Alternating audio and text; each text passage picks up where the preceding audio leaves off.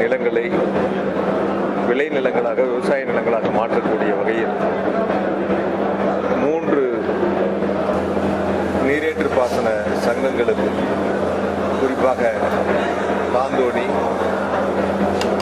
வாங்களம்மன், உப்பிடமங்கலம் ஆகிய 3 நீரேற்று பாசன சங்கங்களுக்கு 752 விவசாய பெருமக்கள் உறுப்பினர்களாக ஒன்றிணைந்து 1641 ஏக்கர் பாசனம் பெறக்கூடிய வகையில் இந்த 3 சங்கங்களும் வடிவமைக்கப்பட்டு அதற்கான மதிப்பீடுகள் எல்லாம் தயார் செய்யப்பட்டு அனுமதி கேட்டு அரசுக்கு அனுப்பி வைக்கப்பட்ட சூழலில் முதலமைச்சருடைய கவனத்திற்கு எடுத்து சென்றவுடன் நீர்வளத்துறை அமைச்சரிடத்தில் எடுத்து சொல்லி இந்த 3 விவசாய சங்கத்தினுடைய நீரேற்று பாசன சங்கங்களுக்கும் முதலமைச்சருடைய நல்ல ஆசியோடு உத்தரவோடு அரசாணை வெளியிடப்பட்டு நேற்று அதற்கான பணிகளை தொடங்கி இருக்கின்றோம்.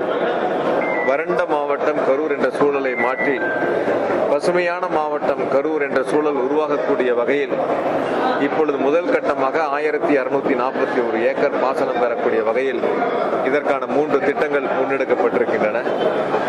சட்டமன்ற தேர்தல் முடிந்த பிறகு நம்முடைய மாவட்டத்தில் மேலும் எங்கெல்லாம் கூடுதலாக விவசாய பெருமக்கள் ஒன்றிணைந்து சங்கங்களை உருவாக்கி பாசனத்திற்கான அந்த அனுமதிகளை கேட்கின்றார்களோ அந்த இடங்களுக்கு முதலமைச்சருடைய நல்லாசியோடு அந்த திட்டங்களையும் செயல்படுத்துவதற்கு தயாராக இருக்கின்றோம்.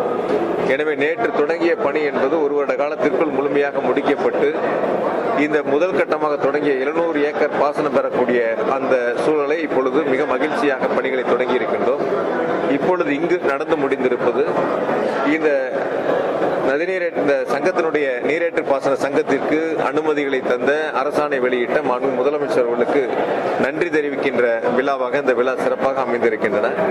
அனைத்து விவசாய பெருமக்களும் சங்கத்தினுடைய உறுப்பினர்களும் முதலமைச்சர் அவர்களுக்கு நன்றி தெரிவிக்கின்ற விழாவாக இந்த மகத்தான விழா அமைந்திருக்கின்றன.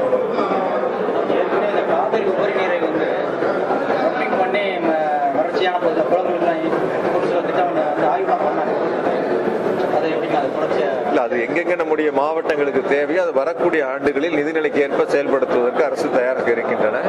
ஏற்கனவே டிபிஆர் ஸ்டேஜில் இருக்கிறதெல்லாம் திட்ட மதிப்பீடுகள் வந்த பிறகு நிதிநிலைக்கு ஏற்ப அது அரசு பரிசீலிக்கும்.